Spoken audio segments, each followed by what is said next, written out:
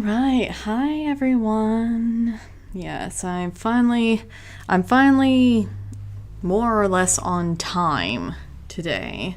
I'm getting into a new rhythm. I started a new job last week, so I'm still trying to get into the new pattern. But I figured last couple weeks we've been reading Conan, and I'm trying to read some Solomon Kane for my own, for the personal time. So I figured, you know what? How about instead of just reacting to some opinions I don't agree with for this stream, how about I just explore the life of Robert E. Howard, the author of both Conan and Solomon Kane and several other works. Those were not his only two characters. He's a renowned pulp fiction writer, and he was one of those guys who, it's like, yeah, he had a niche, but he was also very versatile within his niche. He specialized in, from what I can tell, solo adventures going on and fighting evil and whatnot, but there was a lot of variety in his characters. Like, from my experience looking at both Solomon Kane and Conan, they are two very different characters with two very different ethos and pathos. And I appreciate that. A guy who, he knows his niche, but he also can he can also be varied in his writing. And I'm not going to dwell too much on this Wikipedia article because it is Wikipedia.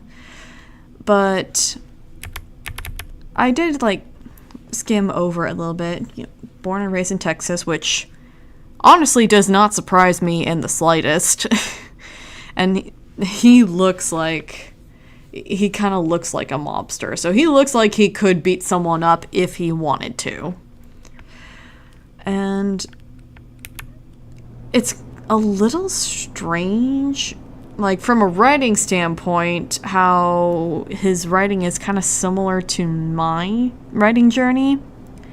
When I was very, very little, I remember my grandmother telling me, oh, you're going to be working in, cartoons, or you're going to be working in writing, you're going to be creating stuff. And I was, not kindergarten, but maybe second or third grade when she told me that. And I've always wanted to make stories, and I did start officially writing creatively at 15. So it's kind of nice to see a fellow author who started that young. I hear a lot about, oh, I had so much life experience and I decided to pick up creative writing. And so it's really nice to see someone who, it's I started really young because I like stories. And you know what? I respect you. I respect you, Mr. Howard. And he has had a pretty decent long career writing for Weird Tales magazine. And he's made several friends throughout that tenure, including the famous H.P. Lovecraft, who he had a long correspondence with. And apparently he made a couple of jabs at him too, because although they respected each other as writers and did consider themselves as friends, they had very different life and political philosophies, as you can tell if you have read at least one of either of their works. And his notable works include, of course, Conan and Solomon Kane, and also Brahmak Moor, King Cole, El Borak, and The Shadow of the Vulture. And he's also dabbled in some horror, again, because he was best friends with H.P. Lovecraft, and even in one of my readings of the Conan stories, the way he described the monster in that story, it's very much okay, yeah, this is Lovecraft's touch here. Yeah, this was Lovecraft's touch here, wasn't it? It's it's cute in a writer way, where you can tell when two writers have been friends that they accidentally influence each other, and it's kind of cute that way. Though, tragically, Howard only lived to be at the age of 30 because he committed suicide after his mother went into her final coma. And it's kind of speculated exactly what led up to that, but most people seem to agree that something else was going on for him to decide this. And it seems like everyone, from what I've read, it seems like everyone around him kind of knew it was coming.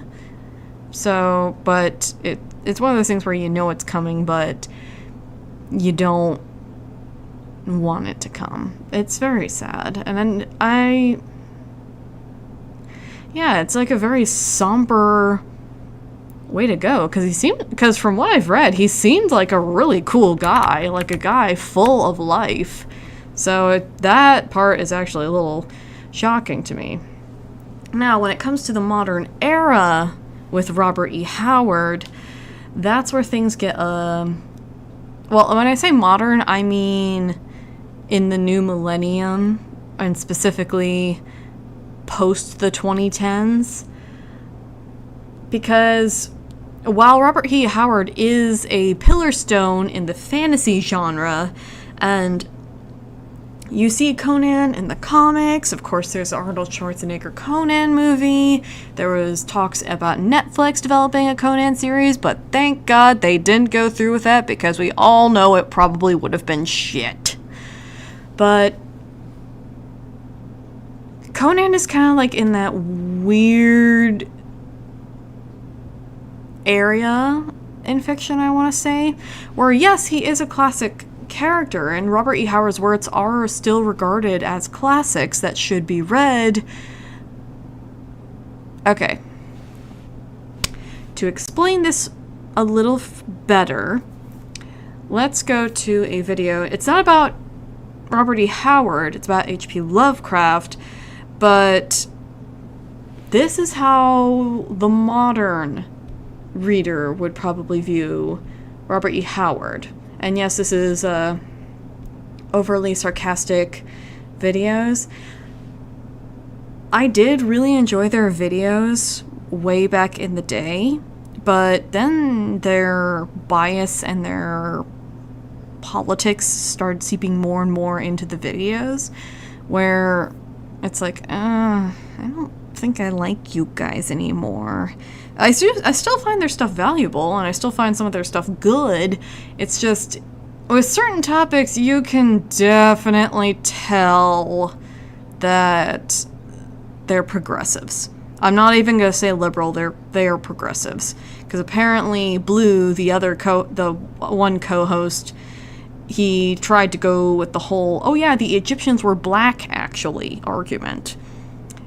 That's not true. If you know anything about Egyptian history, that's not remotely true that they were exclusively black.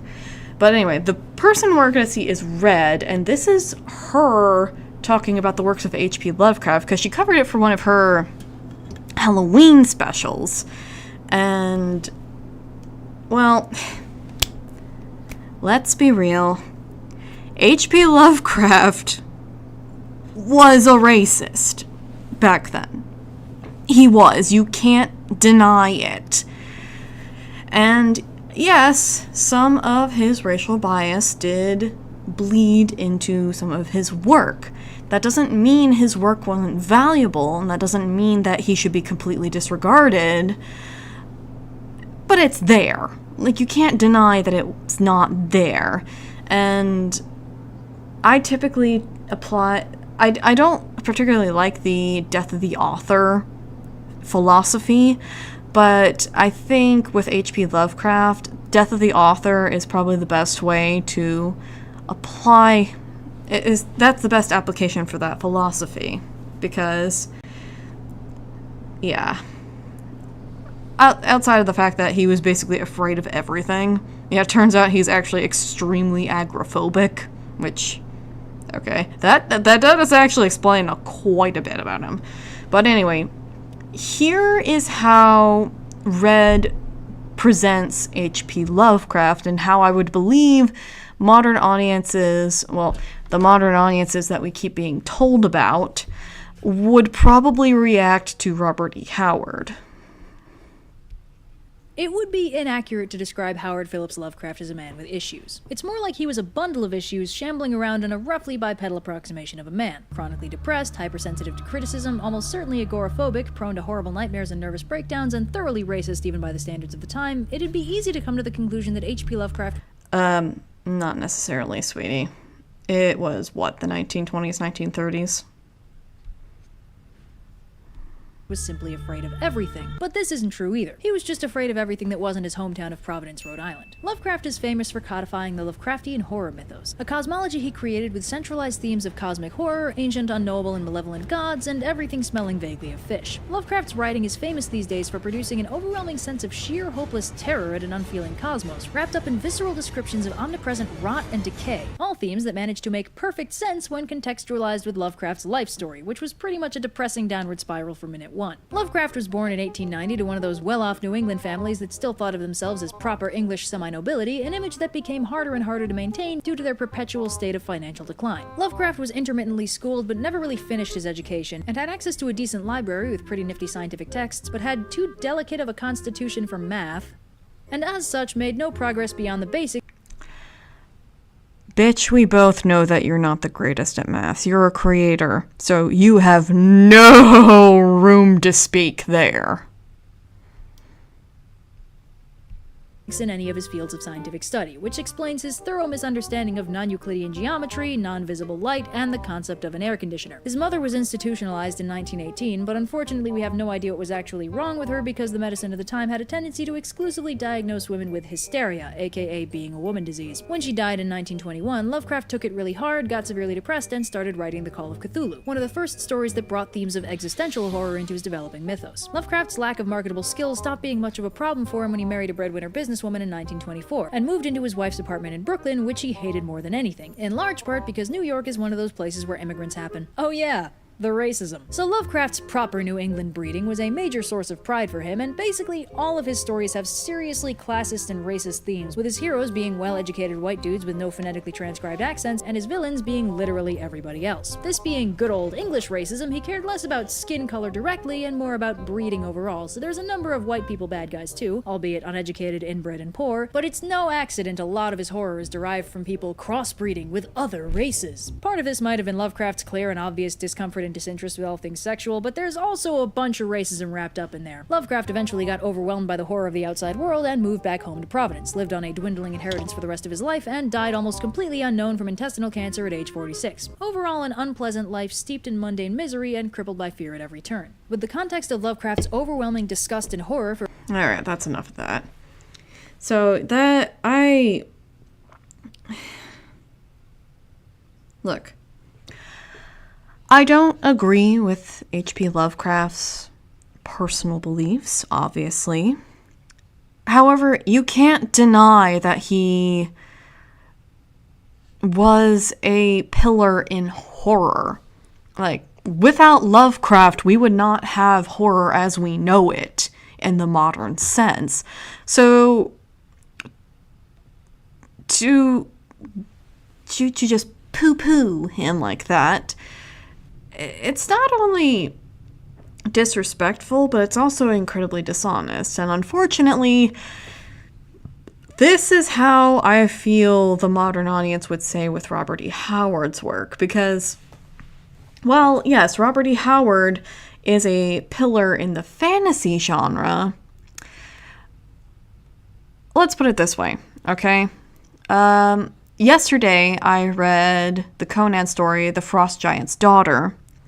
And in that story, while Conan is chasing down this pale lady, he eventually does catch her and pin her down, and it's kind of heavily implied he's going to, the polite term these days is SA her. I mean, she eventually calls to her father to rescue her, and she does, and he does, but Robert E. Howard's works, they deal with, like, base manhood, both the good and the bad. Conan is more of, like, a morally gray character, and Solomon Kane, from what I've seen, he's more of, like, a righteous knight-errant kind of character. And he was also, and both works are fairly, I don't want to say conservative, but they're more like the traditional fantasy kind, where it's like the men are acting like men, and the girls, some of them can be fighters, but a good chunk of them are still going to be like damsels in distress, which quite a few people would take umbrage with these days. And it's really rather sad that that's all they can see, for the same reason it's kind of sad that the only thing they could see of H.P. Lovecraft was his racism, basically. Again, not denying that it isn't there. I'm just saying, can we please stop hyper-focusing on that and just appreciate the good from his stories? Anyway, so I don't want to yakety yak the whole way through this stream, so we're going to watch a couple of videos by this guy I discovered, Michael K. Vaughan, and each one of his videos is going to be linked in my description, and he's going to give us a little bit of a tour guide of Robert E. Howard's works. So let's dig into this. Hello, my friends, hello, and welcome once again to stately Vaughan Manor and the Robert E. Howard Show. It's the Robert E. Howard Show once again. I like to try at least once a week to talk about my favorite writer of all time, Robert E. Howard. And today, we're taking a break from Conan. We're in the midst of Conan's adventures here on the Robert E. Howard Show. Oh, goody. Last week we talked about the Tower of the Elephant. Next week it's going to be the Scarlet Citadel. But this week I wanted just to have a quick little video to talk about something I frequently call Robert E. Howard the greatest pulp writer who ever lived. That's because he was. He was the greatest pulp writer who ever lived. And I thought, well, maybe I should explain that. I have gotten a couple. I have just realized that there are some people who would come across this video and not understand what the hell pulp is. Okay.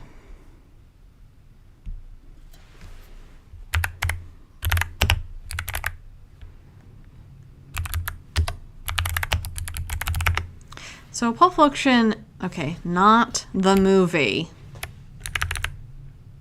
No, not the movie.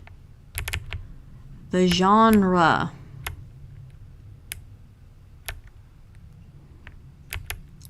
Okay, so... Alright, can we get into...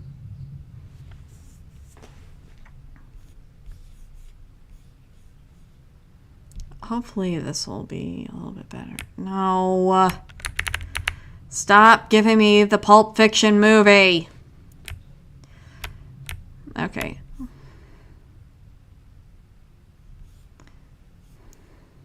Alright, so let's do this instead.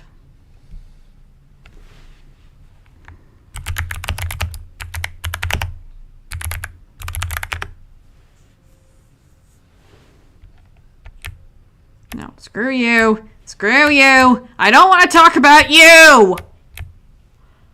No, not you. Pulp Fiction, the literary genre.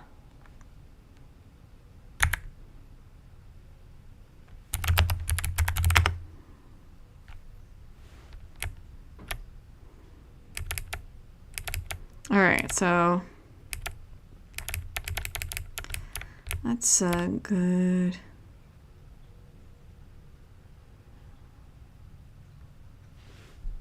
All right, this is a short one, so how about we pop into this for Pulp Fiction? Some self-help and personal development books are fantastic and transformative, and some are a paragraph of wisdom that has been spread out over 200 pages. But what about fiction? Not just the highfalutin literary fiction. What about pulp fiction?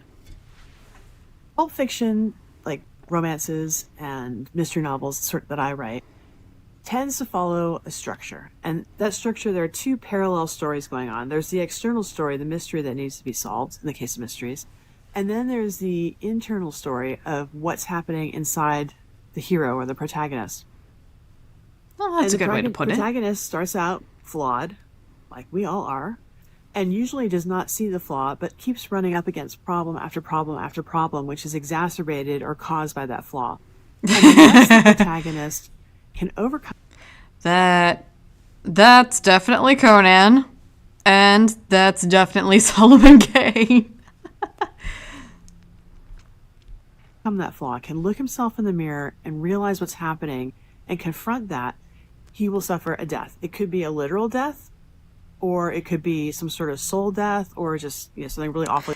Okay, she's going more for the theory. I was trying to find like a shorter explanation to Pulp Fiction, because I would not be the best to put it, because I haven't dove in too deep into Pulp Fiction myself, but Pulp Fiction was basically cheap fiction, like cheap paperback fiction way back in the day. You would go and get these like cheap paperbacks with fun fantasy stories, you would read them, and then you would just go about your day. That's basically what Pulp Fiction is. And Robert E. Howard was one of those Pulp Fiction writers, and if you have been coming into my Slow Down Sunday streams for the last couple times, you can kind of tell with the Conan stories. This is not a slight. This is not an insult, but they are fairly easily consumable stories. They're fun stories, but they're easily consumable, and they would be the type that would be bound up in these paperbacks to be cheaply made and produced. So that's basically what Pulp Fiction is. It was his job, which I believe it's called. That's why I was trying to get to the actual frickin' definition, because I believe it's called Pulp Fiction because it was kind of printed on cheap, like pulpy paper, if I remember correctly. Okay. All right. Maybe. No, not the film! For fuck's sake!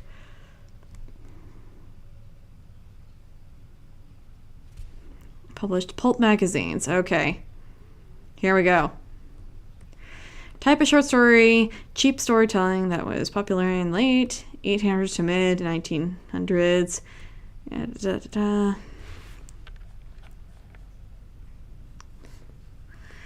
Yeah. Pulp Fiction comes from the cheap wood pulp that used to print magazines in the short stories featured in. The other phrase, pulp magazine, would be seen contrasted with those printed in more glossy paper known as the glossies. Okay, so it's like, yeah, they're entertainment that the plebs would like, which is probably why Robert E. Howard, Lovecraft, and others are still enjoyed to this day. I have noticed that trend where the more exclusive you make a product, the less people will know about it, and the less likely you will be remembered throughout history. So even if you don't agree that, even if you would make the argument of, oh, these authors, they're not so good, their stories are not so good, the fact of the matter is they were in the widest circulation, and also they touched the hearts of many people, regardless of social class. So that is why they are remembered today, while your artsy frou-frou writer, who only is published in the most exclusive of magazines, is not remembered at all today. So, yeah, hate to burst your bubble there, but The more exclusive you make yourself, the less likely you are to be remembered. I really need to spread out from Medium. Questions. Well, what about this person? And, well, what about that person? There were other great writers who wrote in the pulps, that is for sure. So let's talk a little bit about what I'm talking about when I'm talking about Robert E. Howard being the greatest pulp writer. What were the pulps for the first thing? Oh, crap, he was about to explain that. Sorry! I didn't mean to cut into your explanation. If you are unfamiliar, the pulp magazines were magazines that published shorter fiction, and sometimes they would serialize longer fiction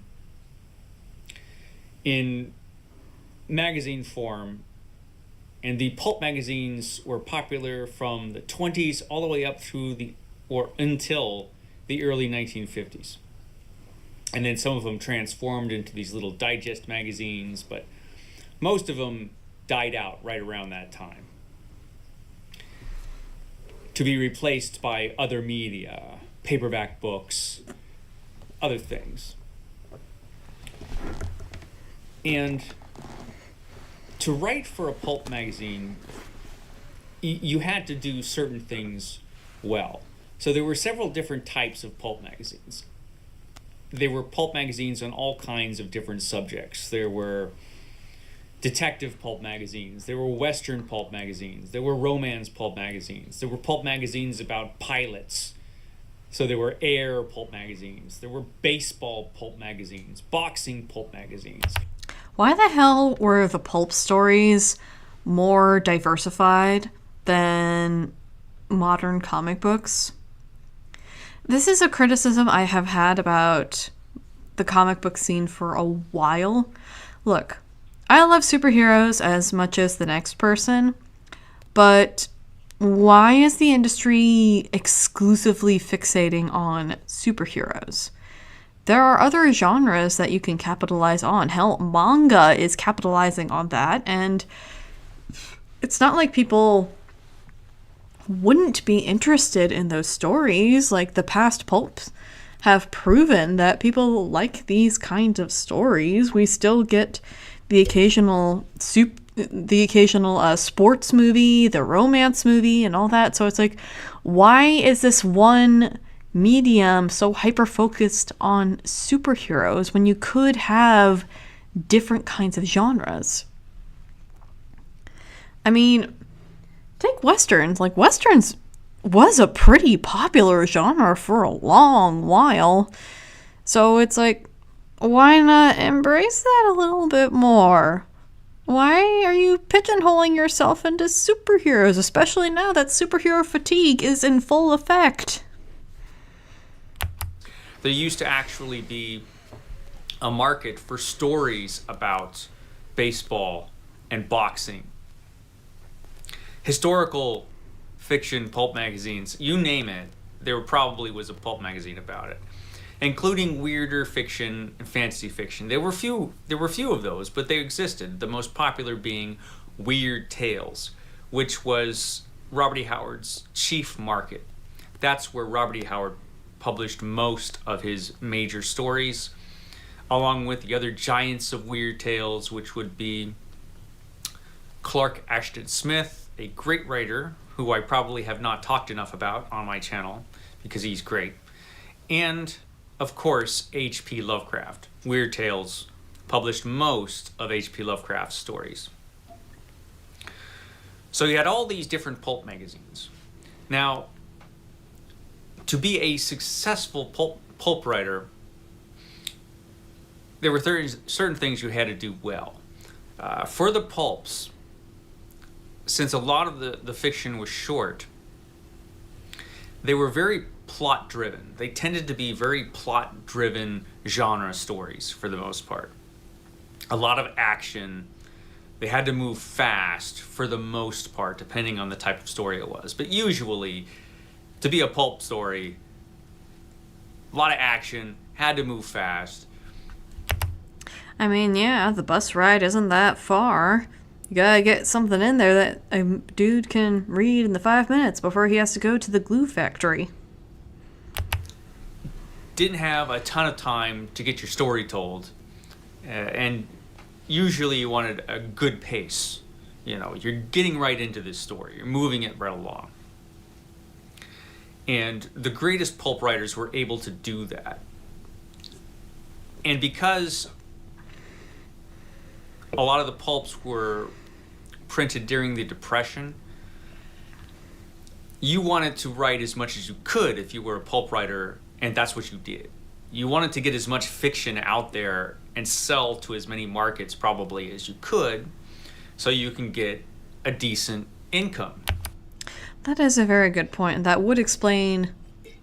I'm not saying that explains Howard specifically, but that does explain why a lot of those pulp magazines... It was considered cheap entertainment, yeah, but it does explain why they were more interested in getting into the action fast.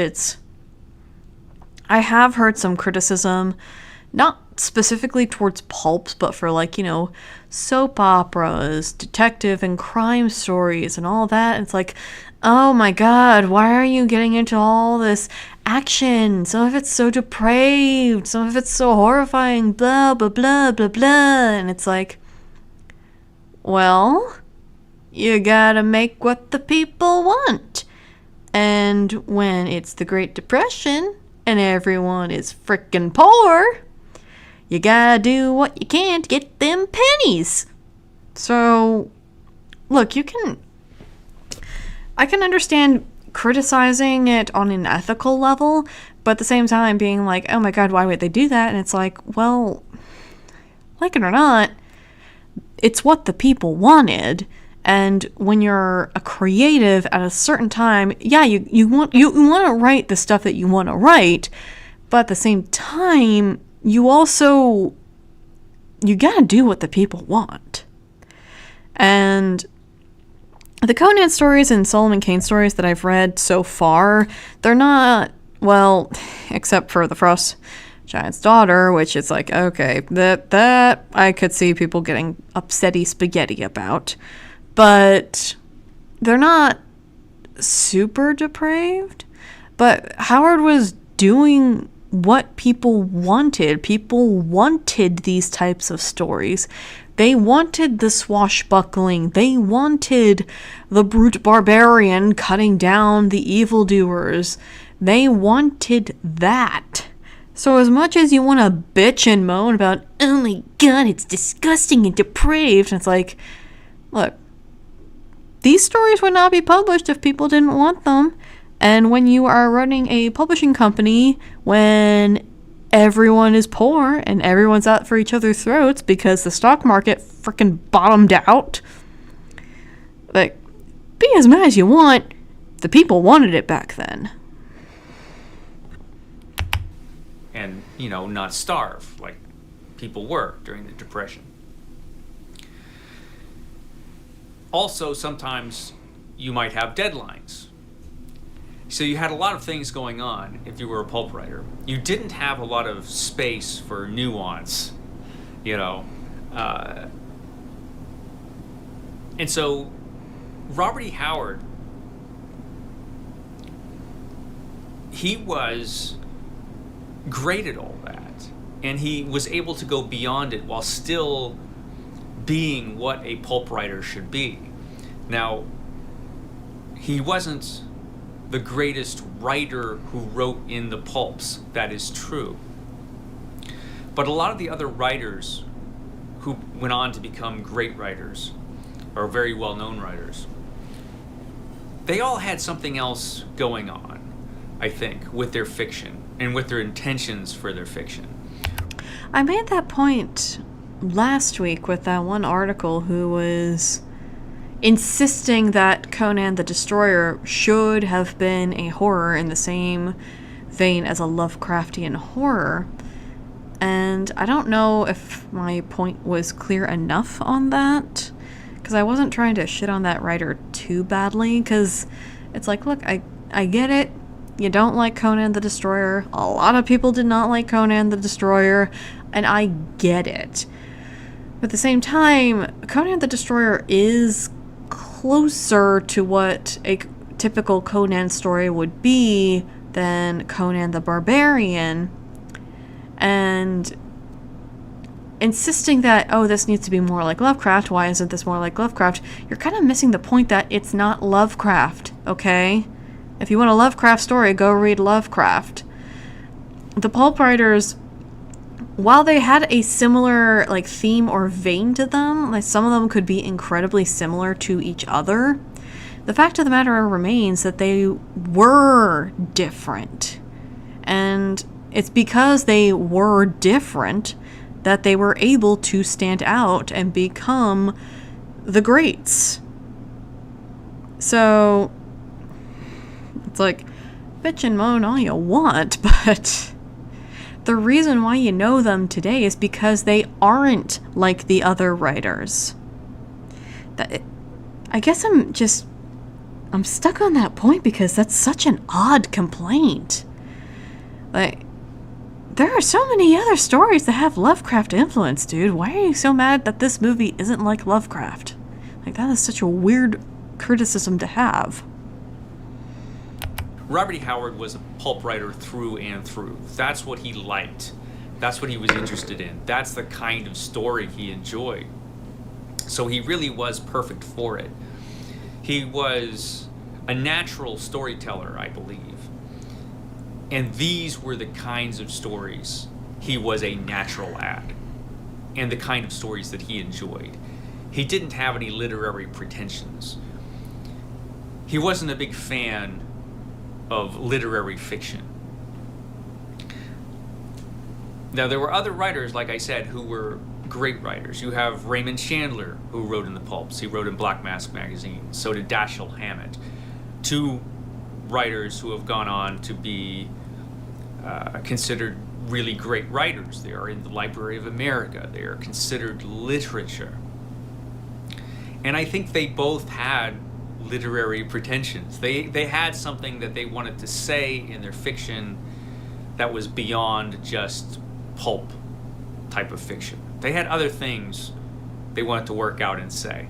And I think they did. They were successful. So they weren't purely, in my opinion, pulp writers. They were something else. The same thing, I think, can be said for H.P. Lovecraft in a different way. H.P. Lovecraft was a great writer, really. I mean, people will challenge that.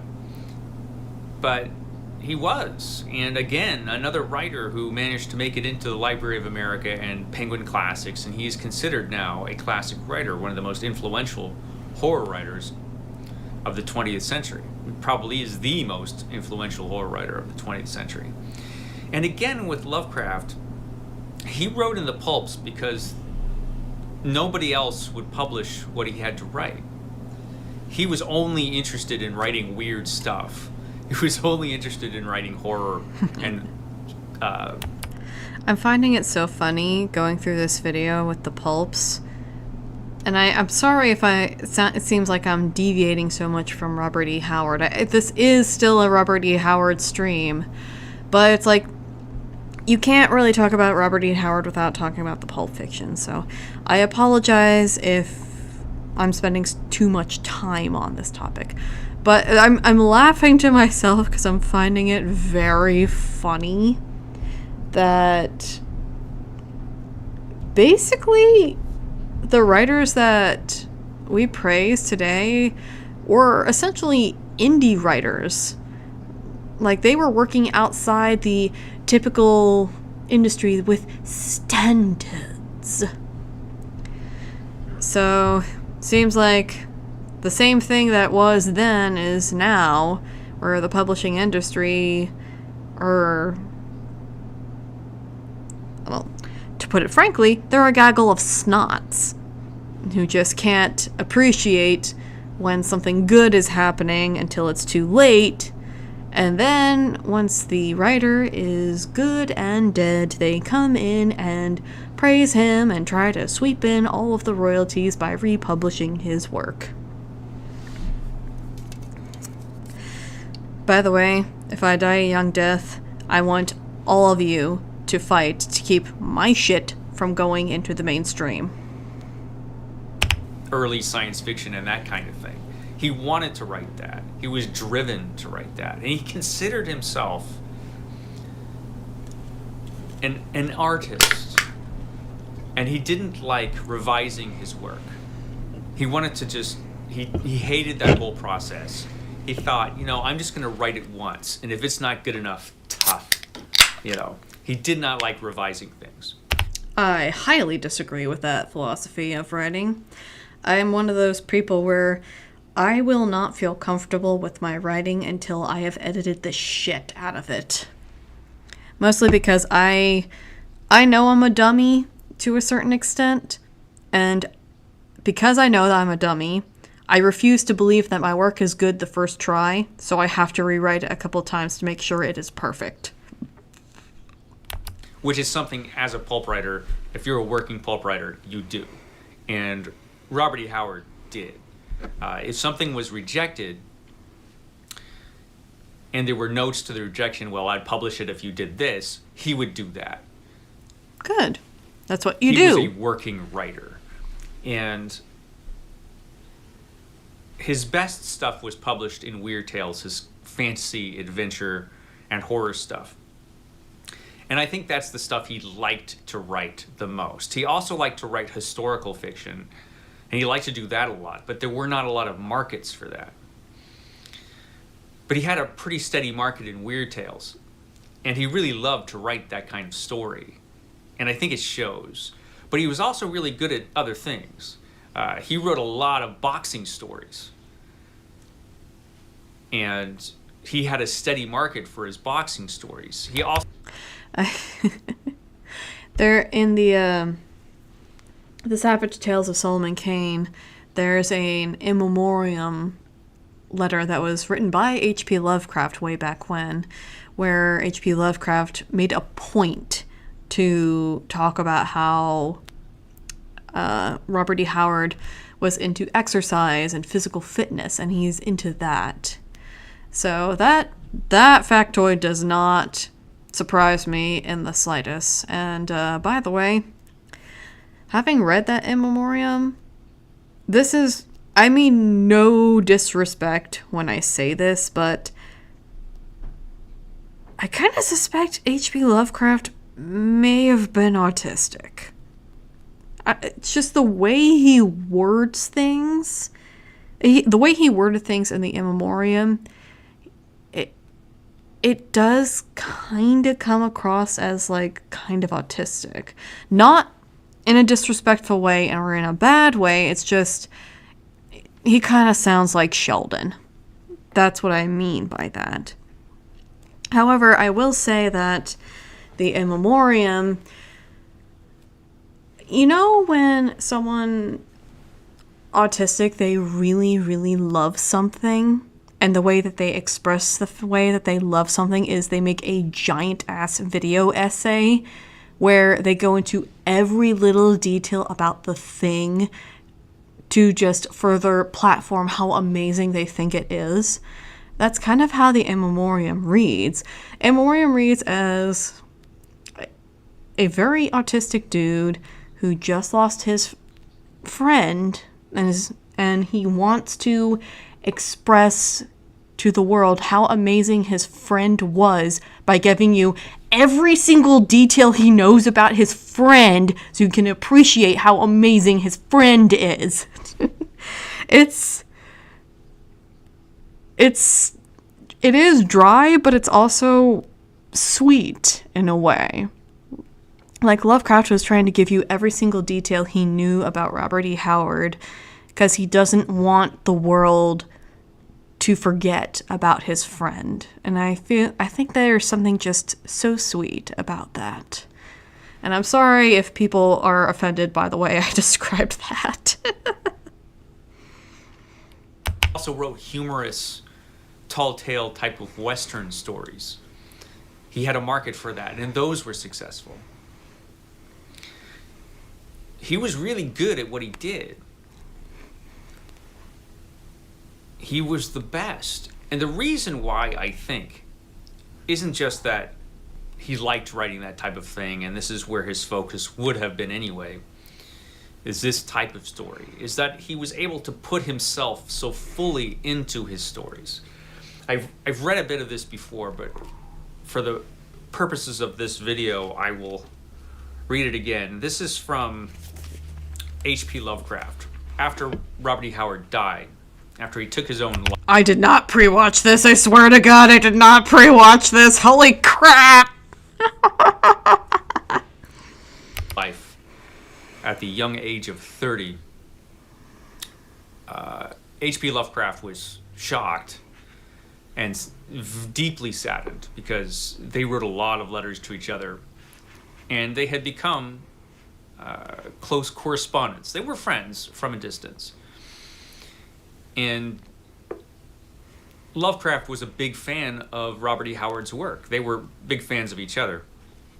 But this is what Lovecraft wrote about Robert E. Howard after Robert E. Howard passed away. It is hard to describe precisely what made Mr. Howard's stories stand out so sharply, but the real secret is that he himself was in every one of them, whether they were ostensibly commercial or not. He was greater than any profit-making policy he could adopt, for even when he outwardly made concessions to mammon-guided editors and commercial critics, he had an internal force and sincerity which broke through the surface and put the imprint of his personality on everything he wrote. Seldom, if ever, did he set down a lifeless stock character or situation and leave it as such. Before he concluded with it, it always took on some tinge of vitality and reality, in spite of popular editorial policy. Always drew something from his own experience and knowledge of life, instead of from the sterile herbarium of desiccated, pulpish standbys. Yeah, I have it right here in front of me, what he's reading. The in memorial is 4 pages long, but if you know Lovecraft, they are a dense 4 pages. And, alright. And while, yes, that is a very poetic segment of the In Memoriam, to highlight my point from earlier, this is the last paragraph of the In Memoriam. Mr. Howard was nearly 6 feet in height, with a massive build of a born fighter. He was, save for Celtic blue eyes, very dark, and in later years he averaged around 195. Always a disciple of hardy and strenuous living, he suggested more than casually his own most famous character, the intrepid warrior, adventurer, and seizer of thrones, Conan the Cimmerian. I swear to God, I am never going to get that word right. His loss at the age of 30 is a tragedy of the first magnitude, and a blow from which fantasy fiction will not soon recover. Mr. Howard's library has been presented to Howard Payne College, where it will form the nucleus of the Robert E. Howard Memorial Collection of books, manuscripts, and letters. So, it's like, I don't ever remember, like, an in memoriam or even an obituary going into that kind of detail about the person. But at the same time, I feel like Robert E. Howard would love the fact that his friend basically described him as, like, a complete badass and warrior. I go read the In Memoriam if you have the time, because it does read kind of dry, but it's also very sweet in its own way. And I feel like Robert E. Howard would be totally happy that his friend wrote that for him.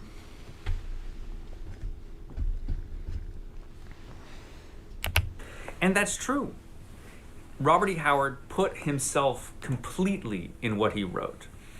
Probably not everything. Some of his spicy adventure stories were pretty bad. But for the most part, almost always, when he was writing a story, he was in that story. He was focused. He would shout out the lines of his story as he was typing them. He was deeply involved in what he wrote, and he took what he wrote very seriously. He took his work very seriously. And I think it shows, man. He had such a natural ability. Let me just read you one little other thing, just from the beginning of the Shadow Kingdom, just to give you just a sense of his natural style. This is the first paragraph of the Shadow Kingdom. It's short. The blare of trumpets grew louder, like a deep golden tide surge, like the soft booming of the evening tides against the silver beaches of Velusia. The throng shouted. Women flung roses from the roofs as the rhythmic chiming of silver hoofs came clearer, and the first of the mighty array swung into view in the broad white street that curved around the golden-spired tower of splendor. So that's just like a short opening paragraph to his story, and you're there. You know, you are there in this other world, in the pre-cataclysmic age. He was able to draw you in and tell a story in a short amount of space and give you real characters. Now, a lot of times in pulp fiction, they were moving so quickly that a lot of the characters tended to be cardboard cutouts. Not always, but a lot of characters kind of were in the pulps. Robert E. Howard didn't do that. He tended to populate his stories with real people, and he was able to make his characters real in a very short amount of space. He didn't have a lot of room to world build or develop characters. Yet Sorry, I just had to burp there. Did not mean that. But from what I've read from Kane so far, it's like I'm finding a lot more nuance in Solomon Kane while I am reading the original Robert E. Howard stories. I did not like Solomon Kane when I first read him. And then when I tried again, I still didn't quite like him, but it's like I was starting to understand why people liked him. And I decided this time around trusting Solomon Kane because I keep seeing on X people really liking Solomon Kane, and it's like, okay, I'm clearly missing something with this character, and I want to find out why people like this character so much. So I decided, you know what, screw it, I'll just get the original short stories. And I am finding with the original short stories, maybe it's because it's in text, and I'm able to, like, imagine things in my head more. But I'm starting to, like, get Solomon Kane more. He does, at the point that I am reading, he feels slightly like a stock character, although his, like, staunch Puritanism does set him out from everything else. Staunch Puritanism, also the fact that he, despite his somber, brooding presence, there's like a itty-bitty part of him that's like the 13-year-old shonen protagonist that's just excited to punch everything in the face. and he refuses to acknowledge that part of him, and it's a little bit funny. But Conan, on the other hand, he's actually quite a nuanced character. I keep trying to explain this to people because a lot of people, when they think of Conan the Barbarian, they just think, oh, big stupid muscle man with axe. And it's like, okay, Conan does have his ditzy moments. Conan definitely has his ditzy moments. But he's not all that. He is aware of some of the situation. Okay, let me put it this way. From what I am reading from the Conan stories, I've noticed this pattern with Conan. It's not that Conan is stupid. He is a proficient fighter. He is a proficient strategist. And he does have his own moral code, although he sometimes strays from that path. But the reason why people would consider him dumb is because half of the time he is flat out stumbling into a situation he was not preparing for, and the other half of the time he is going on one quest where he thinks he knows what's going on, and then either things develop or he ends up in another quest that he was 100% not prepared for. And then he has to basically just, he basically just has to strategize his way out of it, which usually involves, going barbarian on people. And at that point, it's like, okay, how judgmental do you want to get with this guy? Because, like the God and the Bull story that we read yesterday, where he was bribed by an aristocrat to go rob this temple with his goblet, he stumbles in on a murder scene and he is immediately suspected to be the murderer because who the hell else would it be? And Conan, he kind of sounds stupid halfway through that story, and I was even yelling while I was reading it, Conan, say something, and then he immediately threatens the people holding him prisoner. I'm like, no, not that thing, Conan. But it's like, he was sent on this one quest. He was just sent in there to steal a goblet, and now he's being framed for murder. And oh my god, there is this snake thing with a human head on it. What the hell is going on?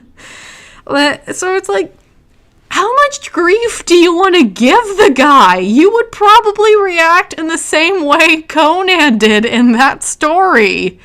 And I'm realizing that Conan isn't dumb. He's just, what if the average dude had the strength of a barbarian? That is who Conan is. So it's like, you can't give him too much grief, because he really is just an average dude. Hell, he takes up the hobby of making maps while he's the king. That's basically the equivalent of, like, your average suburban dad taking up the hobby of autistically researching, like, the Civil War because he's so bored of the suburban life. That's basically what that is. Anyways. He managed to do both of those things and tell a really good story. Sometimes he would tell stories in 60 pages that were as good as any novel you could read and as involving. That takes talent. And he was the best at it, at doing that in a purely pulp story, because he was a purely pulp writer, which is that's not saying anything against him. That's a good thing. It's a good thing to be the best at what you do, and he was. And that's all I have to say about Robert E. Howard this week, but catch me next week when we talk about the Scarlet Citadel. All right, so there's his interpretation. And yeah, Robert E. Howard, he definitely knew how to... Hello, my friends. Hold on. Sorry. Alright, we're gonna get to the next video in a minute, but Robert E. Howard, he definitely knew how to weave a yarn. He knew how to weave a tale in something that would grasp your attention and keep your attention. And he's also very easy to read. I've noticed that. Maybe that's because I'm kind of a bit of a dummy myself, and reading fiction with too big of words kind of makes my head hurt. But Robert E. Howard stories are very easy to consume, and they're very easy to get through. You can understand them perfectly fine. So, yeah, he was yeah, he fit the mold perfectly, and he was brilliant at writing pulp stories. But anyway, the works of Robert E. Howard. Let's get to this. Well, hold on. 2 seconds.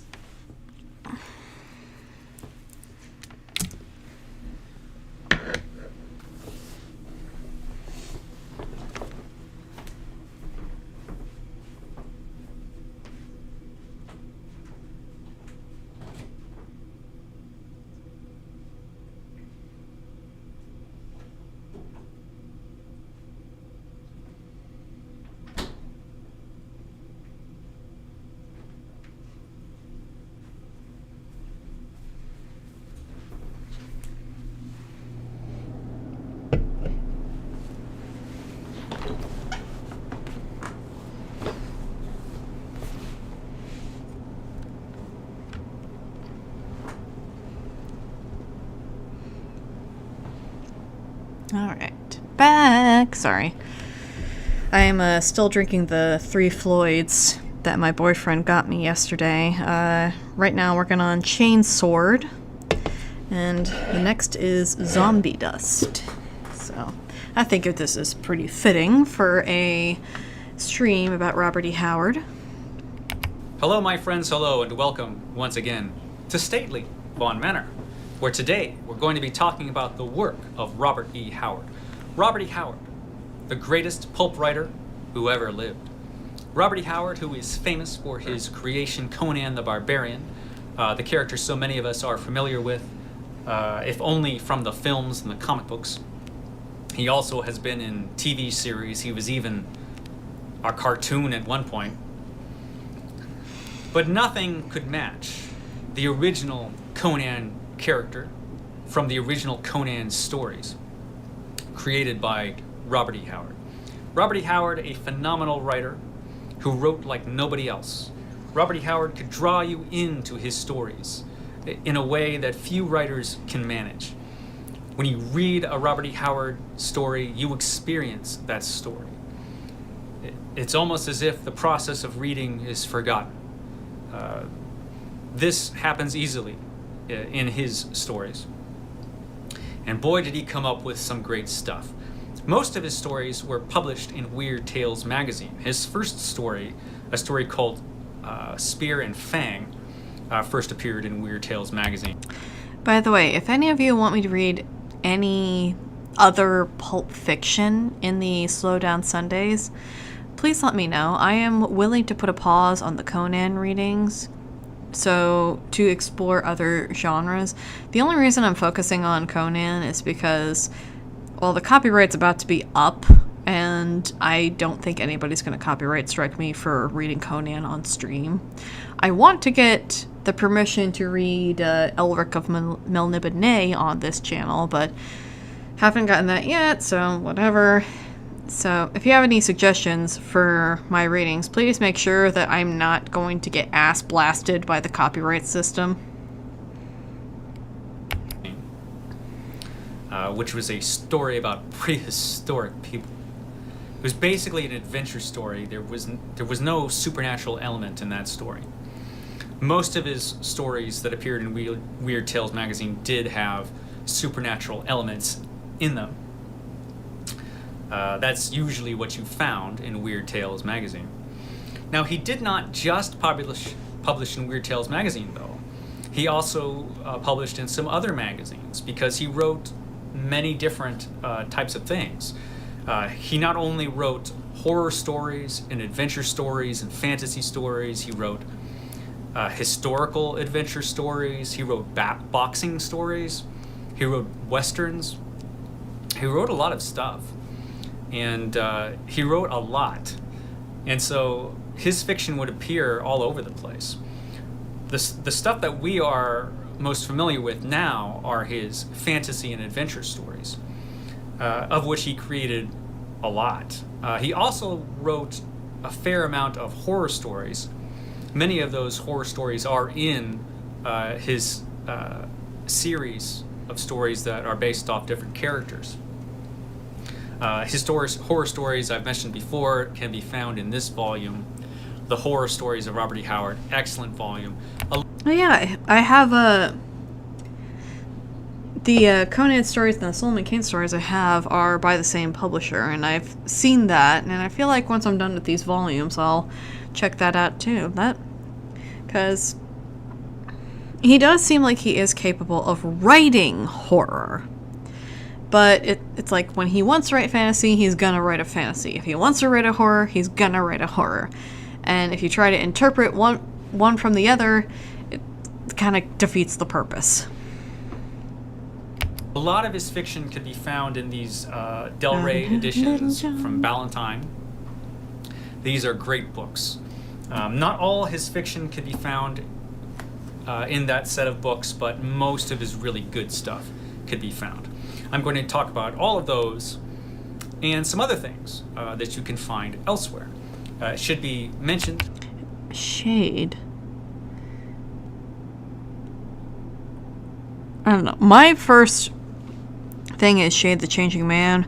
I don't know if it's like a Shade, the one character from what is it? Starman Shade, or maybe it's a different Shade. I don't know. That'd be interesting to find out.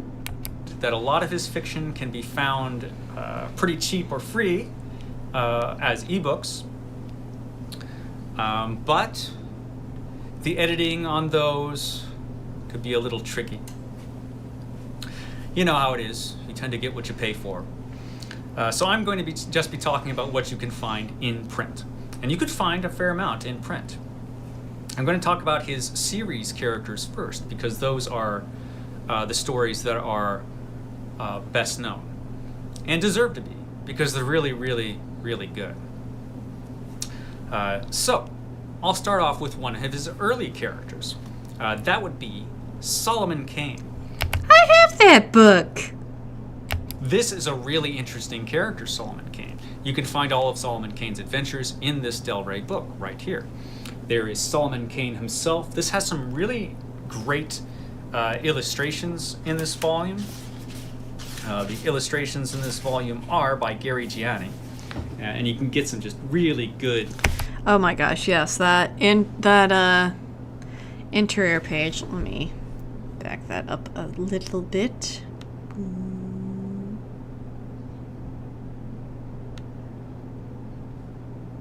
Volume.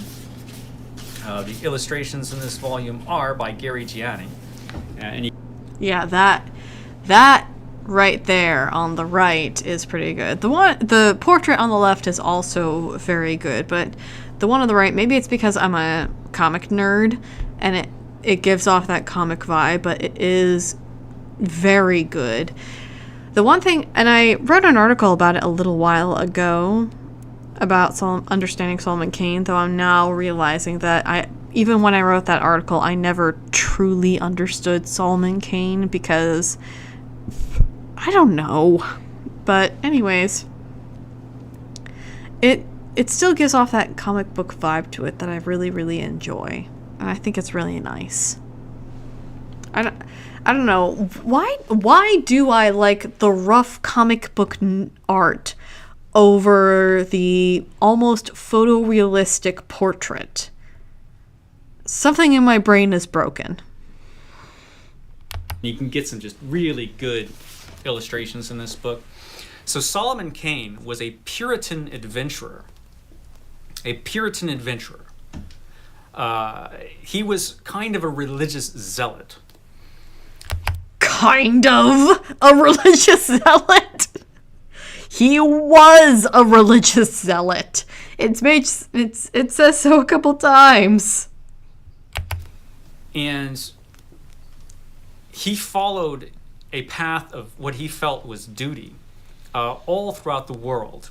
If he found somebody that had been wronged, he would travel the globe to right that wrong. He was kind of obsessive, Solomon Kane was.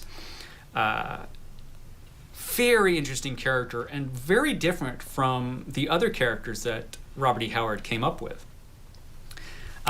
Yeah, it's actually a little surprising that the same guy who wrote someone like Solomon Kane also came up with Conan and other like barbarian or adventurer characters. Because Solomon Kane is very different from like the typical adventurer protagonist. Like, if you want to be uncharitable about it, you would say that he's a stick in the mud, but I mean, I still say he's kind of a stick in the mud, but he's also a very complex character. Where, yeah, he has his strict moral code, but given some of his circumstances, he's not exactly willing to bend his moral code. It's just he learns that his moral code has more nuances to it than even he thought. That does sound very stupid, but I don't know. Think of it this way. I hate to get into this, but a lot of Christians, they go by the Bible, which obviously, yes, they should. And they will interpret the Bible strictly in one way, but they'll either casually ignore or they just don't really understand the nuances that the Bible has to teach them. Because the Bible says a lot of stuff. Like the whole like don't eat any crustaceans thing. But the Bible does have some very nuanced lessons to them that sometimes Christians will take at face value and go forth with that. And Solomon Kane kind of feels like that type of character where he goes by his strict moral code, but he doesn't understand the moral code he goes by. It does have more nuances to it that even he realizes, and that's something he's constantly confronted with his adventures. At least that's what I'm seeing. Please correct me if I am wrong. I am totally willing to be wrong here. I came up with a great series of stories. You have Red Shadows, Rattle of Bones, The Moon of Skulls, Blue Flame of Vengeance is in this volume, The Hills of the Dead, which was a fantastic horror story. Some of his best horror stories were Solomon Kane stories, because Solomon Kane, like his other popular characters, often went up against the supernatural, whether they were ghosts or vampires or zombie-like creatures or whatever. Solomon Kane would face them all down. He was a great character, spent a lot of time in Africa because he was fascinated with that continent. Yeah, another thing that the modern audiences would probably not appreciate because he uses the old-timey words for Africans. I'm not saying that totally to make fun of him. It's just like, look, if you're not familiar with Solomon Kane and you're not familiar with Robert E. Howard, yes, he does refer to the Africans as Negroes. Get over it. It was the 1920s. He couldn't say why exactly, but he was. And just some great adventure horror stories with a very interesting borderline psychotic character in Solomon Kane. Excellent series of stories. Not as often read as his fantasy characters, his other fantasy characters. He is an historical character. He existed in our historical times, but his stories are very often pure fantasy. So it's great stuff. And it's early Howard.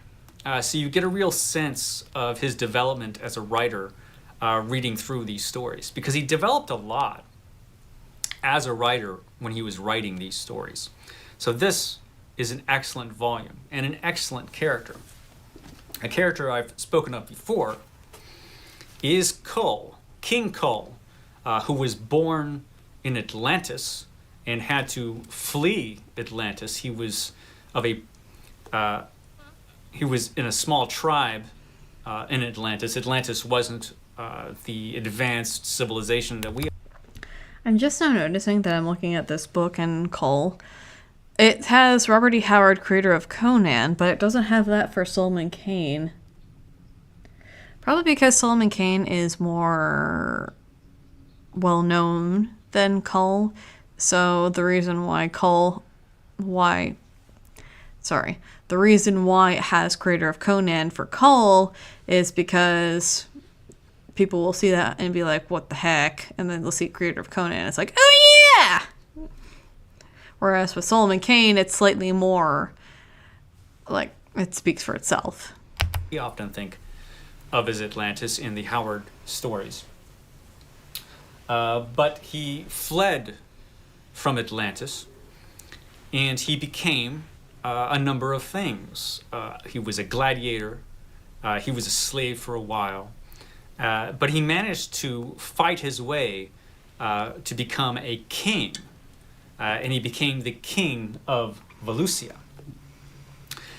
Cull is kind of a prototype Conan in that he was, well, basically a character who fought his way to become a king, a barbarian who fought his way to become a king, and lives and fought in an imaginary world in prehistory, pretty distant prehistory in this set of stories. And so you kind of get a pretty heavy foreshadowing of Conan in these stories. But the interesting thing is that Cull is not a heck of a lot like Conan, other than the fact that they both fight really good. Cull is more of a brooding character. He would brood, he would ponder. He was very introspective. I mean, Conan does kind of brood. More in his King Conan arc. Once he becomes king at one point, that's when he broods a little bit more. Because he's older and wiser, and he's stuck in a castle, and he can't go to battle anymore. But yeah, Conan, like, there are some similarities. Though I will say, I have not read Cole, so I cannot compare the two. But I will say that, yeah, Conan is very much just a man of basic instinct, which makes him refreshing in a weird way.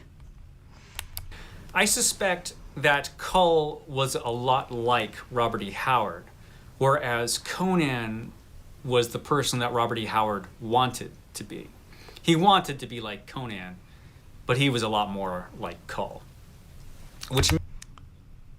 That's kind of depressing, considering what we know about his ultimate demise.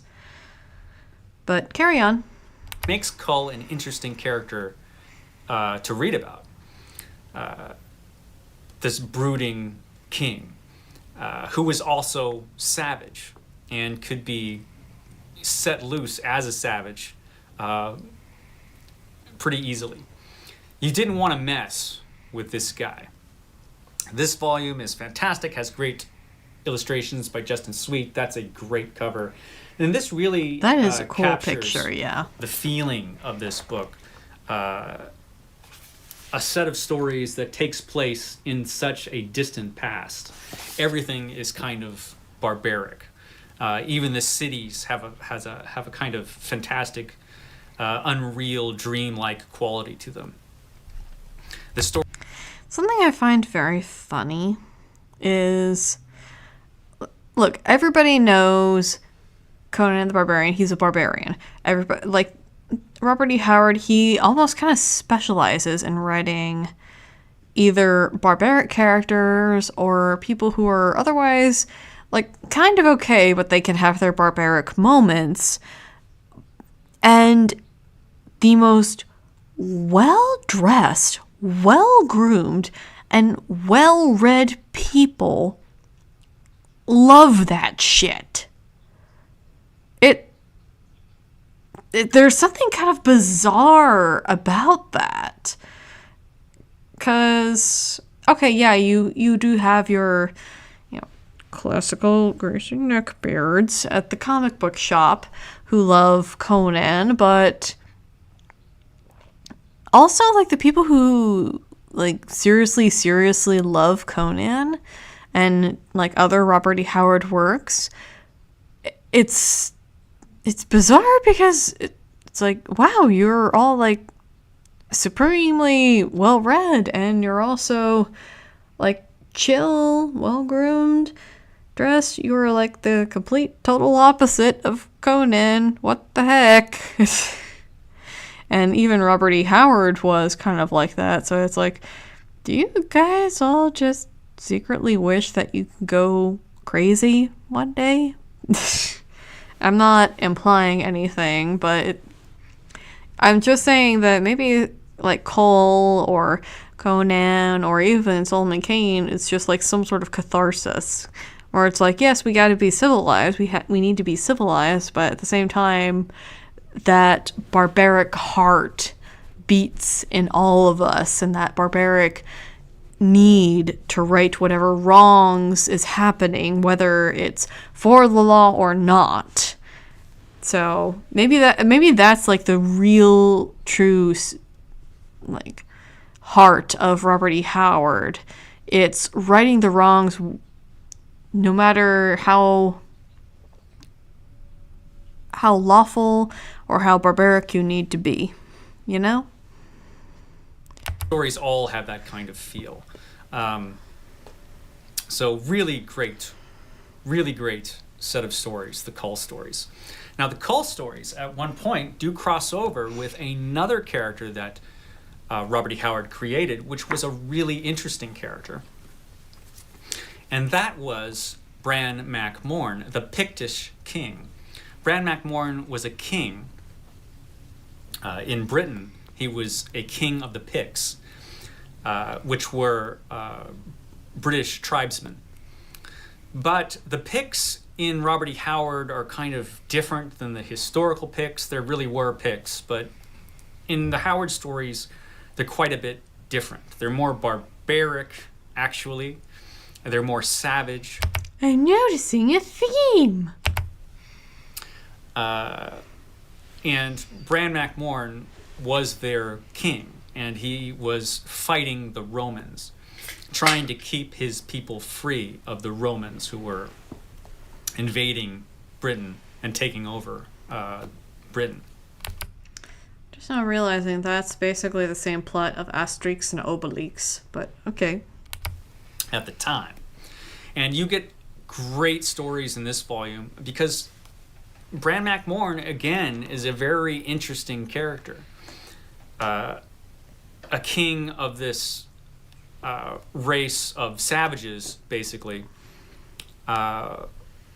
whom very often fought each other, but Bran Mac Morn was able to keep them in line and collaborate to fight off the Romans. And it's desperate and doomed to failure, his fight against the Romans. But it's very interesting. And you get a lot of Robert E. Howard's views on civilization versus barbarism in these stories.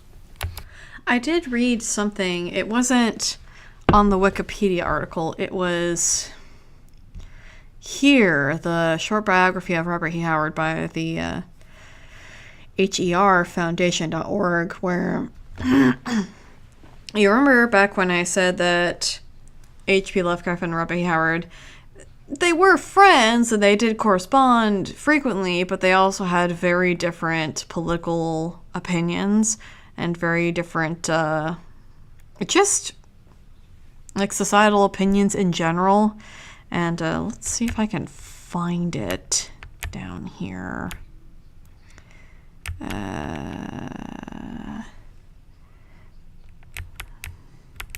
Thing, no. Where is it?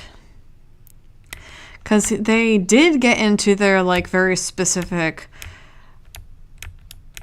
political philosophies at one point. School. Oh, so he also did school. Hate school, hate the memory school. You know what? I can totally vibe with that. I I liked receiving the praise when I got a good grade, but I never particularly liked school myself. So you know what? I totally vibe with that. I totally vibe. I think that's why Robert E. Howard is slowly becoming my new hyperfixation. Where was that? I'm so sorry. I'm going on this like little.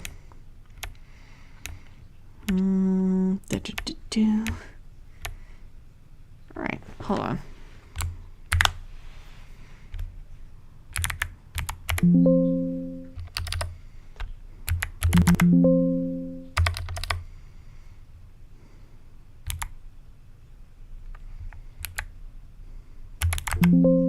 There we are. Sorry, it took me a couple of spellings. Sorry, on weeknights, once I get off of work, my brain don't work too good. Alright, so according to the Robert E. Howard Foundation, gradually Howard came to assert his own views more forcefully and eventually could direct withering sarcasm towards Lovecraft's own attitudes, such as noting how civilized Italy was in bombing Ethiopia in 1935. Lovecraft was an admirer of the social policies of Mussolini and the fascists. Another L take by Lovecraft there, but I think that alone establishes Howard's views of society. From what I've seen, he's very much a type of guy who values free will and who values a man's right to be able to disassociate from society if he wanted to, and to go off on whatever quest he wanted to if he wanted to. Though it's so interesting that him and Lovecraft were such good buddies because they had such polar opposite political ideals. Though maybe it was one of those things where they appreciated the fact that they had such polar opposite views of the world. I mean, that is a thing. It's not so much polar opposite views of the world, but with my stepmom, she sometimes will play devil's advocate with me whenever I speak to her. And it's not in like a hateful way. It's just like I want you to see a different perspective kind of way. And sometimes it's frustrating, but also it does give me valuable time to ponder what I am thinking about. And she does help me think about the things that I am saying. So maybe it's like one of those situations where even if they did not agree with each other, they valued the fact that they were different people, and they valued the fact that they did have different ideals. So yeah, that does I mean, if that is true, that would explain a lot. But then again, Lovecraft, that was always interesting when you read about that in his stories. But like I was about to say, with Lovecraft, I definitely could see him not having too many friends, because he does seem like a very persnickety type of dude. Really dark stories in this one. This one has the story Worms of the Earth, which is a Bran Mak Morn story. One of the darkest Robert E. Howard stories was Worms of the Earth. I think it's one of his best stories. This volume also has the story Kings of the Night, which Kull also has. Because in that story, Kull is brought out from the past through magic to fight alongside Bran Mak Morn and his army against the Romans. So it's a cool team up between Bran Mak Morn and Kull. So really good stories in this volume. They have a different feel, the Bran Mak Morn stories do. They kind of have this kind of brooding, epic quality, and also kind of a sense of doom in the background. It's good stuff. It's good stuff. So those were his chief fantasy characters, those three. And then, of course, he brought out his greatest character of all time, which is Conan. Conan, which he kind of took everything he learned from his earlier stories with Cull and Solomon Kane and Bran MacMorn, and created the Hyborian Age, which existed in the same universe that the Cull stories did, just much later, after Atlantis sank. Crum! But still before recorded history. That is when the Conan stories existed. And so you get a series of stories about this character Conan who wandered down from the hills of Samaria. Oh, that's how you're supposed to pronounce that. Okay, Samaria, Sumerian. Okay, Samaria, Sumerian. Samaria, Sumerian. Samaria, Sumerian. Okay, got it.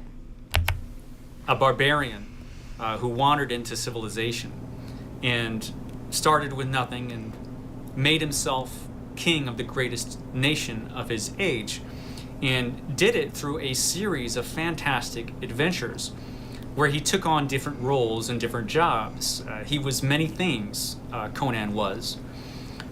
He was a thief to start off with. He became a bandit chieftain. He became a pirate. He became a mercenary. He became a general in the mercenaries. Eventually, he fought his way to kingship. He was other things besides. He was a scout. He did a lot of stuff. Conan is basically on an endless stream of side quests. That's basically Conan. And did. And Conan was a very clever. He was a very clever man. He was a lot smarter than people give him credit for because they just see the movies and think Conan's this big dumb barbarian. He wasn't dumb at all. He was smart. He knew his business, and his business was bloodshed. And nobody was better at fighting than Conan was. But he did develop as a character too. He changed when he had to take on the role of being a general, for example.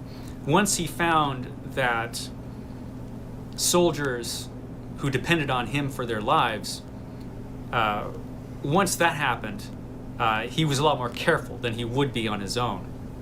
He had to weigh the risks.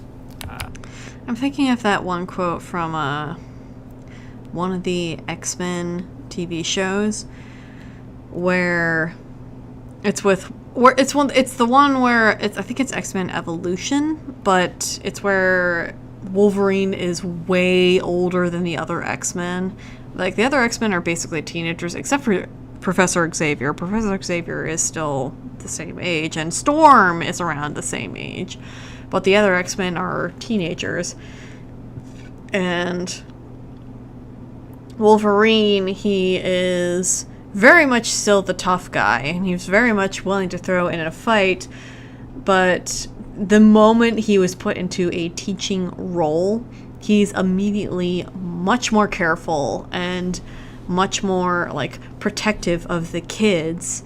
And when he was asked about it by one of the characters, I can't remember if it was Xavier or not, where it's like, oh, you did this stuff all the time. Why are you being so, like, why are you being like this? And he's like, I can take it. They can't. So I think it's kind of like one of those situations where Conan, he realizes that even though he is a great warrior and he can take it, once he's put into the position of power, he has to be like, okay, these guys are not like me, they're not as awesome as me, so I gotta make sure that they live so they can go back to their wives and procreate to make me more soldiers. I was joking on that last part, but whatever. And things like that. And he became a different character from that point. And when he became king, again, the responsibilities of kingship changed Conan. He was always a barbarian at heart, but he was an adaptable one. You have to adapt to survive, and nobody was better at survival than this guy. fascinating series of stories. They do not, they were not published in order. They skipped around in the order of the events that happened in his life. Was that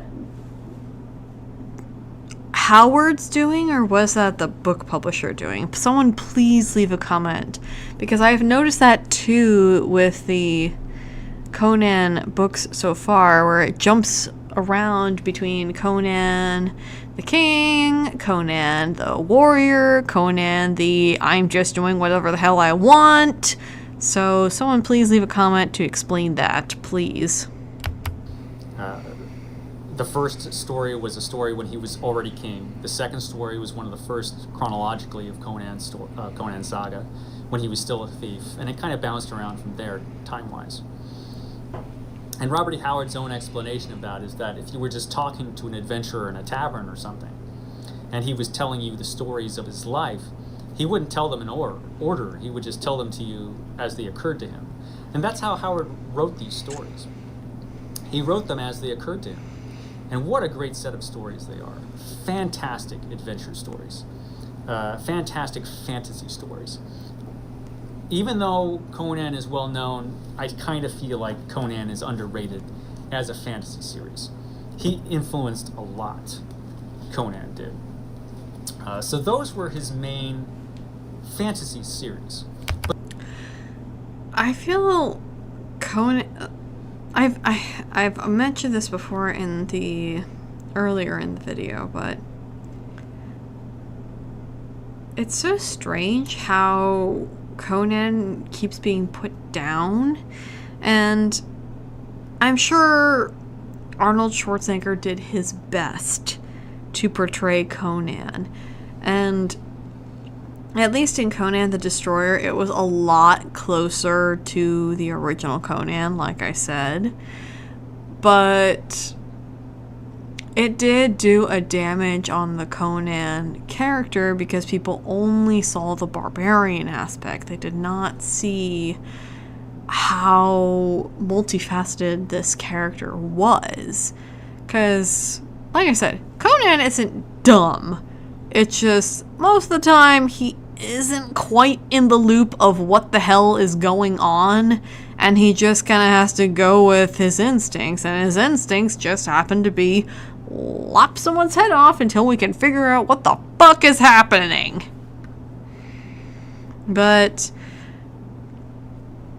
yeah, it's so weird how Conan is both extremely influential and yet he is downplayed to hell. I don't know. But he also wrote a lot more than that. He wrote a series of historical stories. Most of those can be found in the volume Sword Woman and other historical adventures. This is a great volume because he wrote a lot of just straight historical adventure stories. These have these great illustrations in them. This volume has illustrations by John Watkiss, and it's really, really interesting. Really interesting illustrations in this. Of course, it has the main stories featuring Sword Woman, but it also has just a bunch of. So is Sword Woman supposed to be Red Sonja? All right, hold on. We're not going to watch this video tonight because it's going to get too long.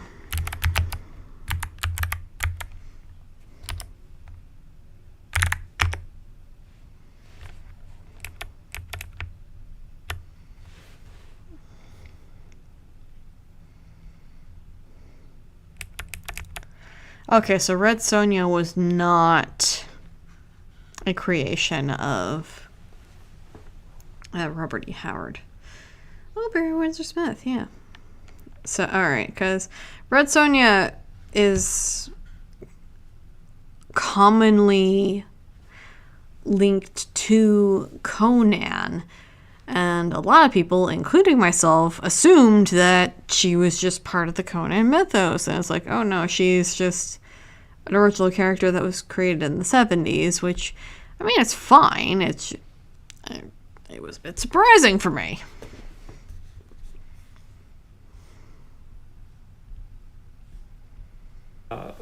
Adventure stories that take place in the Near East and other places. It's just great fun. This volume, he really wrote some great historical fiction, dark stuff. This stuff tended to be a little darker usually, with some exceptions, than some of his fantasy stuff was. Great stuff. Every bit as good as the fantasy fiction that he wrote. And then he wrote this very interesting series of stories called El Borak and Other Desert Adventurers. This volume has two of his desert adventurers. Has Francis Xavier Gordon and Kirby O'Donnell.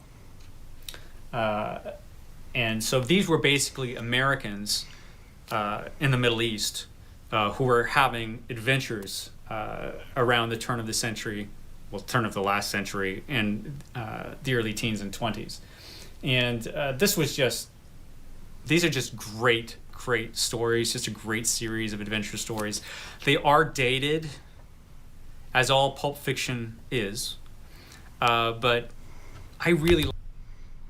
He says Negro a few times, doesn't he? I mean, I have already lowered my offense bar, so it's like I would not be surprised, and at this point, I don't know if I would be... Okay, don't hate me, but I don't know if I would be that offended if I just opened it and just saw that word. And it's like, okay, yeah, that happened. I mean, it was the 1920s/1930s. What the hell are you going to do about it?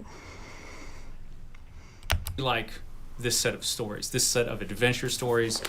This volume has some really interesting illustrations by Tim Bradstreet. Tim Bradstreet, I can't speak. Don't worry, I can't either. They're just really cool. And also you have some illustrations by Jim and Ruth Keegan in this volume. Just excellent stuff. Look at that. And the stories are just straight adventure stories. And they're just, this volume, El Borak, I would pick this up. If you like Robert E. Howard's other stuff, you will really, really, really like this stuff. Three-bladed Doom. Good stuff, man. So he had his Middle East adventures, with his American adventurers adventuring over there in the Middle East. It was good stuff. El Borak. He also wrote some other things. This is pretty much, along with the horror stories that could be found, like I've said before, in this volume. He wrote a lot of horror, a lot of Lovecraftian type of horror, and a lot of non-Lovecraftian. Gee, I wonder why. Lovecraftian stuff. Some of his best stories were some of his horror stories. But he also wrote some other stuff that can't be found in the Del Rey books. One of the most notable is a novel called Almeric, which I'll just put up here because my copy is back in a box somewhere. And that was a fun science fiction adventure. Unfortunately, all we have of it is a finished first half and kind of a rough draft for the second half, which was finished by some mysterious person. It's still debated who might have finished this novel, but certainly the last few pages don't read like Howard. But despite that weirdness... $10 said it was his, one of his pen pals. $10. And they're just keeping quiet because they ain't snitching.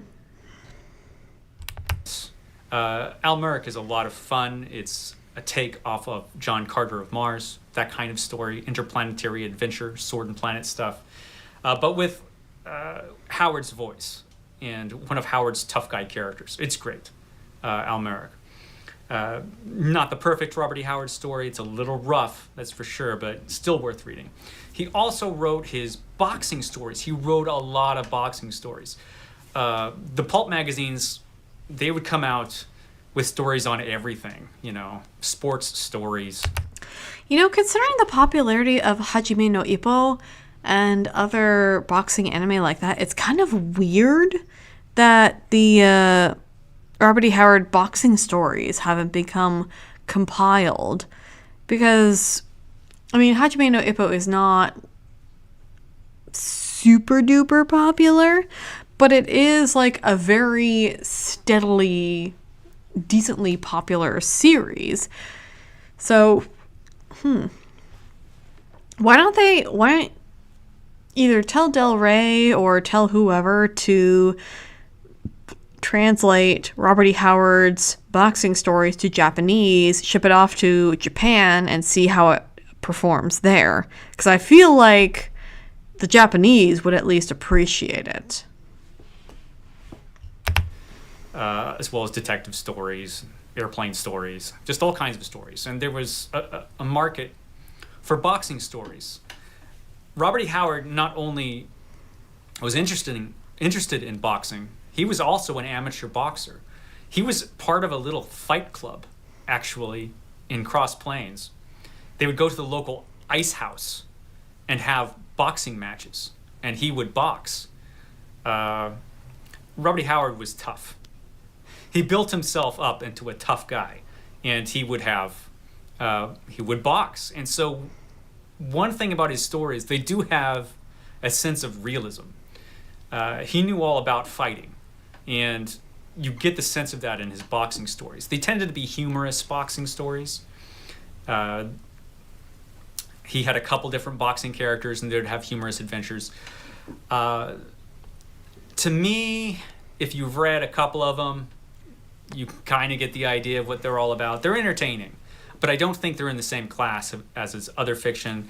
He wrote a lot of different types of westerns, including the Breckenridge Elkins series of humorous western stories, and those were very popular, actually. He did all right with his humorous western stories. Not read very much nowadays, but very popular at the time when he was alive. And he probably would have written a lot more of them had he lived. He wrote some other stuff, but those things are those were the major stories that he wrote, and so you get a sense of just how much this guy produced, and it was good stuff. It wasn't hack work. He put himself into everything that he wrote. And it was kind of an impressive achievement, what he was able to do in such a short amount of time. And I am kind of jealous of what Robert E. Howard accomplished back in his day. And it's not the sort of envy or jealousy like, oh, I'm so jealous of you, I need to tear you down. It's more of an, oh, I am so jealous of your success. I am going to try and make myself into whatever I need to be to accomplish what you accomplished back in your heyday. It's kind of the same with like other indie comic creators I see when I see them super accomplished, like Douglas Ernst or even Eric July. It's like, yeah, I do envy them a little bit, but it's more of the envy of I want to work harder so that I can achieve what you have achieved. Like, I want to make myself a better creator so I can be like you. And that's kind of my feelings towards Robert E. Howard. A little bit. it's just pure pulp, which is a good thing.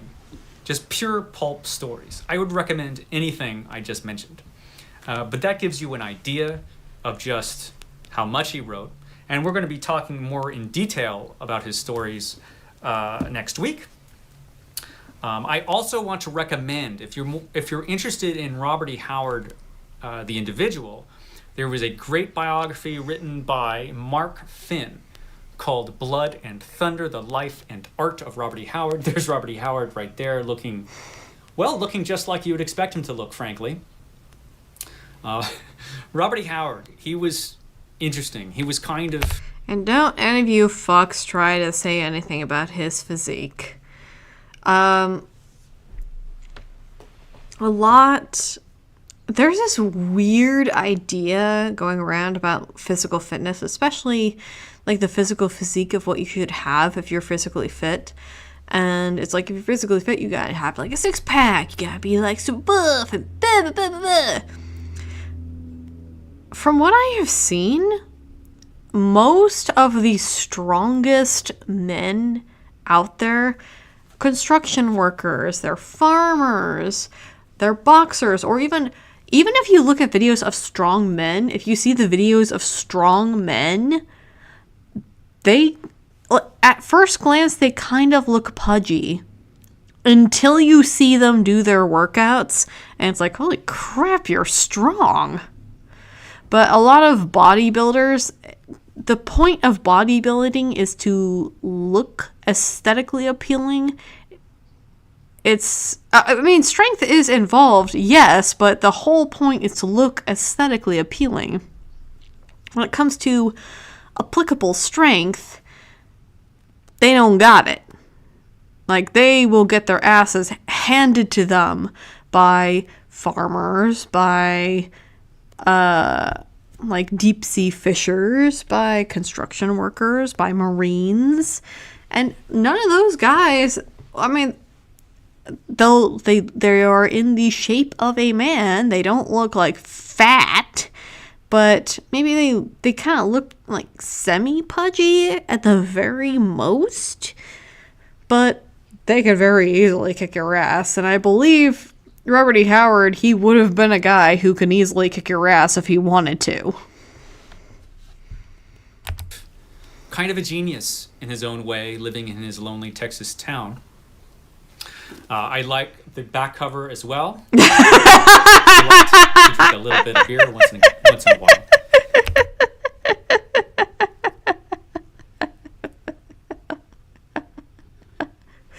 Now I don't feel so bad for drinking throughout the stream.